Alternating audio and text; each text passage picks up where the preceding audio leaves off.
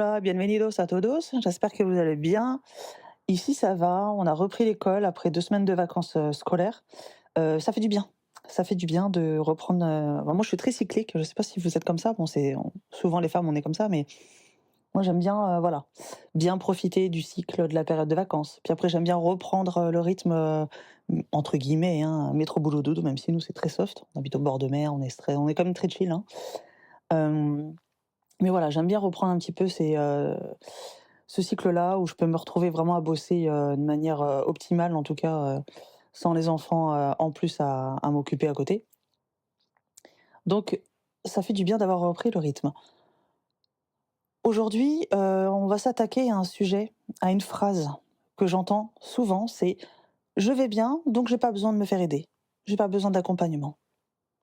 Comme si on pouvait demander de l'aide que une fois qu'on a bien touché le fond.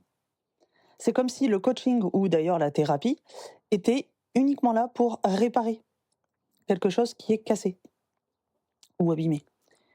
Pourtant, attendre d'être au bout du rouleau, pour chercher un soutien, pour chercher de l'aide, un accompagnement, c'est un peu, tu sais, comme, attendre que ta voiture, elle tombe en panne sur l'autoroute pour aller chez le garagiste. Est-ce que déjà tu t'imagines dire à ton médecin: «Attendez, je vais attendre d'avoir une crise cardiaque et puis après je viendrai, surveiller ma tension, mes artères et cetera, ma santé de manière générale». Ah, bien sûr que non, tu irais pas dire ça. Parce qu'on fait des bilans médicaux réguliers, on entretient sa voiture de manière régulière. On économise par exemple aussi pour les imprévus, on n'attend pas d'être dedans. Alors pourquoi est-ce qu'on fait pas ça? On n'applique pas la même logique à notre bien-être mental et émotionnel. Dans cet épisode, on va justement parler de l'importance d'un accompagnement préventif, des bénéfices concrets d'un coaching et pourquoi c'est pas réservé aux personnes qui sont en détresse. Donc installe-toi bien, prends un thé, un café, ce que tu veux. On va déconstruire ensemble cette idée reçue. C'est parti. Bienvenue sur The Cocoon Podcast, le carrefour où les chemins de la vie, du développement personnel et de la santé mentale se croisent. Je suis Julie et je serai ta compagne de voyage dans l'univers fascinant du bien-être et de l'épanouissement personnel. Je suis coach de vie, mère de 3 enfants de 14, 7 et 5 ans et passionnée par l'accompagnement des femmes sur le chemin du changement. Ma spécialité? T'offrir des clés, des inspirations, des réflexions profondes pour te guider vers une vie empreinte d'amour-propre et de sérénité. Ici, dans The Cocoon Podcast, tu trouveras une mosaïque d'épisodes, certains structurés et riches en informations pour nourrir ton esprit, et d'autres plus légers, spontanés, mais toujours chargés de valeur. Je partage sans filtre mes conseils, mes astuces, mais aussi mes propres phases d'introspection et mes découvertes. Le tout dans le but de t'équiper pour reprendre les rênes de ta vie. Que tu sois à la recherche d'outils pour te construire une existence plus alignée, d'inspiration pour raviver ta flamme intérieure, ou simplement d'un espace pour respirer et te retrouver, tu es en bon endroit. Ensemble, explorons les façons de faire de la place pour plus d'amour envers soi-même et de paix dans notre quotidien. Alors, enfile tes écouteurs, prépare ton cœur à recevoir et embarquons ensemble dans cette aventure vers une vie où tu es la priorité. Bienvenue dans The Cocoon Podcast, où chaque épisode est une étape de plus vers toi-même. Dans notre société, on a vraiment intégré, je trouve, l'idée que consulter un coach ou un psy, un psychiatre, un psychologue, ce qu'on voulait, c'est vraiment un dernier recours. Un peu comme si on appelait les pompiers seulement une fois que la maison, elle est complètement en flammes, plutôt que d'installer, un détecteur de fumée, par exemple. Mais en réalité, la thérapie, tout comme le coaching, même si ce sont 2 choses, bien différentes, c'est comme une séance de sport, mais pour ton mental. Tu vas pas à la salle de sport uniquement après avoir pris 10 kilos de trop. Tu vas aussi pour entretenir ton corps, pour gagner en énergie, pour te sentir bien dans ta peau, dans ta tête. Et ben là, on se trompe souvent, c'est qu'on pense qu'on doit justifier notre besoin d'accompagnement par une souffrance intense. Souvent, on se dit, «Je suis pas en dépression, donc j'ai pas besoin. J'ai pas essayé depuis 1000 ans, 15 000 techniques, pour atteindre mon objectif, donc je n'ai pas besoin de coaching». Et pourtant, la majorité des personnes qui suivent un coaching ne vont pas forcément mal. Elles veulent simplement, par exemple, mieux se connaître ou bien dépasser un blocage, prendre des meilleures décisions, gagner en confiance en elles ou en l'autre aussi, s'épanouir encore plus de manière générale. Il y a une phrase, tu sais, qui dit, comment c'est déjà? Hem, «Les plus grandes réussites viennent de ceux qui n'attendent pas d'avoir un problème pour chercher à s'améliorer». Ouais, c'est ça. Donc pourquoi est-ce que toi, tu adopterais pas cette vision pour ta propre évolution?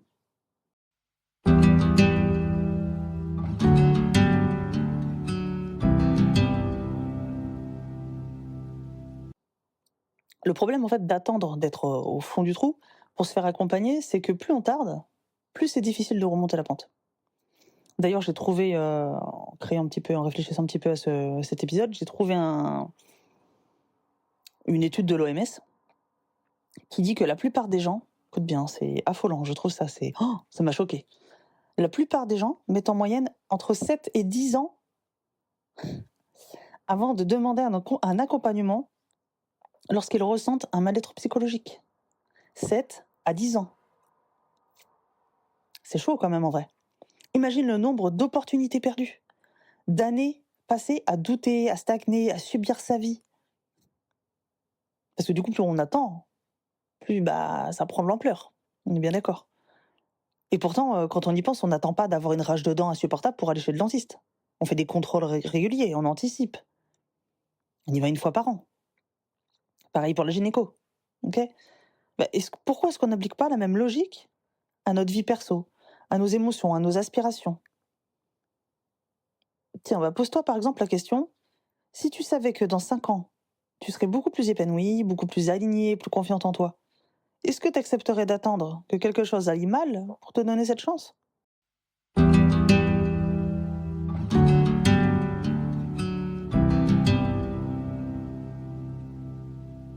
Dans cette troisième partie, je voulais qu'on parle un petit peu des bénéfices d'un coaching, ce que moi j'appelle préventif. Quand on pense au coaching de manière générale, hein, que ce soit le sport, que ce soit voilà, ou même moi dans ma branche, le coaching pour femmes, on pense souvent aux résultats spectaculaires. Par exemple, changement de carrière, reconversion, ou séparation d'une relation toxique, regain de confiance en soi. Mais il y a aussi des bénéfices qui sont plus subtils, mais qui sont aussi puissants. D'ailleurs, il y a une étude de l'ICF, donc c'est l'Internal Coaching Federation, qui montre que 80% des personnes coachées disent avoir amélioré leur confiance en elles. 73% ont renforcé leurs relations personnelles et professionnelles, et 72 disent avoir gagné en équilibre de vie et en gestion du stress. Donc, ce qui veut bien dire que si tout va bien dans ta vie, un coaching peut t'aider à te sentir encore mieux, à anticiper des moments de doute, par exemple, et à renforcer ce qui fonctionne déjà. Donc, en fait, je pense qu'il faut voir le coaching comme un GPS un petit peu. Tu peux avancer sans, ok, puis y aller au feeling, mais avec lui, tu prends quand même des raccourcis. Tu évites les détours qui vont être inutiles et tu arrives plus vite là où tu veux aller aussi. Parce que clairement, tu peux passer des années à chercher à aller mieux de toi-même. Ok, mais effectivement, grâce au coaching, un truc comme avec la métaphore du GPS, tu prends des raccourcis, tu gagnes du temps, tu évites les détours inutiles.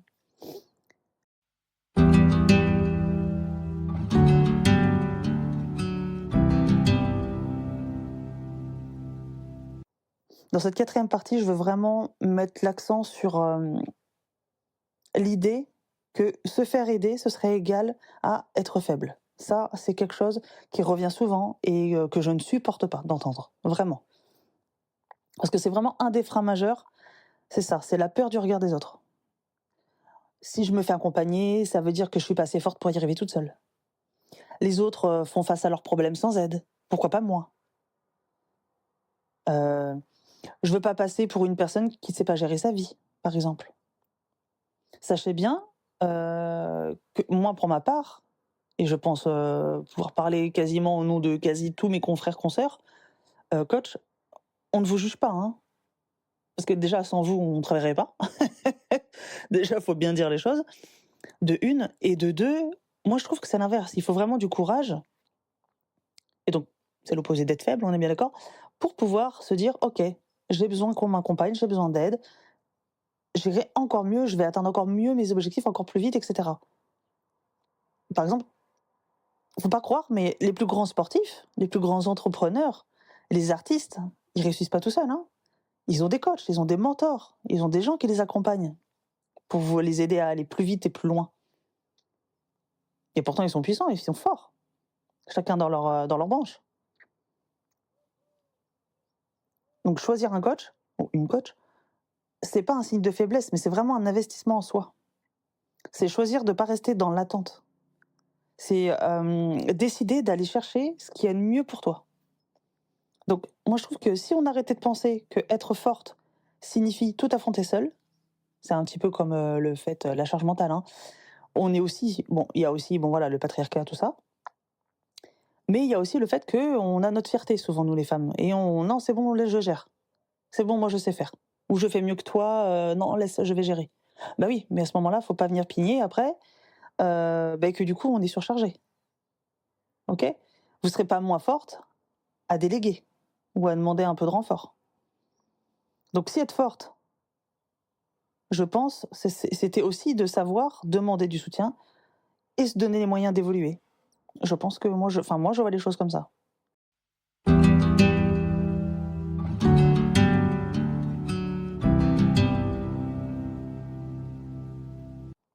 Cette cinquième partie, je voulais vous transmettre un petit témoignage. Alors là, du coup, là, je vais pas pouvoir vous le montrer en image, mais c'est un exemple vraiment concret pour moi.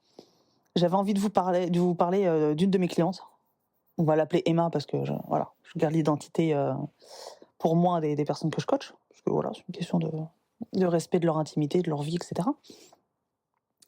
Et donc on va l'appeler Emma. Emma, elle était persuadée qu'elle avait pas besoin d'accompagnement, qu'elle avait une vie qui globalement tournait. Elle avait un job correct, elle avait une famille, des amis, mais elle sentait bien au fond d'elle qu'elle pouvait aller plus loin, qu'elle pouvait davantage s'épanouir, mais elle osait pas. Elle pensait que c'était pas pour elle ça, que d'autres en avaient plus besoin qu'elle. Puis finalement, elle a franchi le pas. En fait, elle m'a connue, voilà, via Instagram, elle a vu mes contenus et cetera. On a discuté 30 minutes, grâce à l'appel, gratuit de 30 minutes pour voir si c'était fait pour elle et donc ensuite ça lui a plu et elle a franchi le pas et en quelques semaines, elle a pris des décisions qu'elle reportait depuis des années. Elle s'est sentie alignée avec ses choix et surtout, elle a gagné confiance en elle, ce qui a transformé complètement sa manière d'être et de faire. Donc la moralité, moi, que je retire d'une expérience comme celle que j'ai vécue avec Emma, c'est que on se fait pas coacher uniquement pour réparer quelque chose. On se fait coacher pour grandir, pour évoluer, pour s'aligner avec soi-même.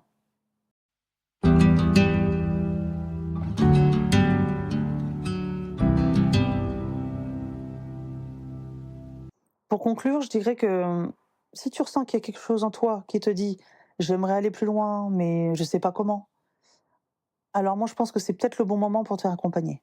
Que ce soit par moi, que ce soit par une consoeur, un confrère, peu importe, mais vraiment je pense que c'est le moment pour se faire accompagner. Pas parce que ça va mal, mais parce que tu mérites que ça aille encore mieux. Bien sûr, si ça va mal, ça marche aussi. Mais voilà, il faut pas forcément attendre d'être mal, OK? En tout cas, merci d'avoir écouté cet épisode. Si le sujet t'a parlé, t'a plu, n'hésite pas à le partager avec une amie, quelqu'un de ta famille à qui ça pourrait être utile, OK? Faut vraiment pas hésiter à être dans le partage. Puis si tu veux qu'on en discute ensemble, il faut pas hésiter à venir me voir en DM ou en commentaire en dessous là. Il y a pas de souci, moi je réponds. Je réponds toujours. Sur ce, je vous souhaite une belle fin de journée, une belle semaine. Je ne sais pas quand est-ce que vous écoutez l'épisode, mais en tout cas, prenez soin de vous et on se retrouve très bientôt. Hasta pronto. Bye.